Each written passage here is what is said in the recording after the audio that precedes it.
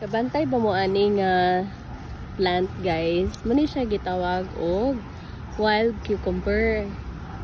So karon akong nabalaan nga kanidi ay siyang tanuma is makaon din ni siya, and as well as herbal din na siya for diabetic.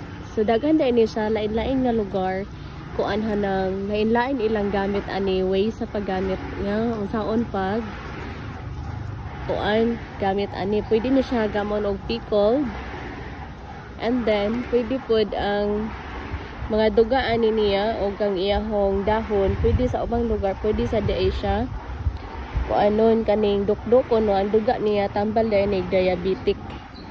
So karon tong kabalo nga daghan dai kaning kuan diri bunga, kan kani siyang bunga diri guys. Ano siya? So ato siyang tilawan og tinuod ba siya nga makaon. Oh, dagan ka sa bunga. Kana, mga bunga. Ayun para ito sa taas. Baling bunga. Kung kabantay mo nga namoy ingani diha sa inyo ha. Ayaw ninyo siya patya kay herbal dahil ni siya.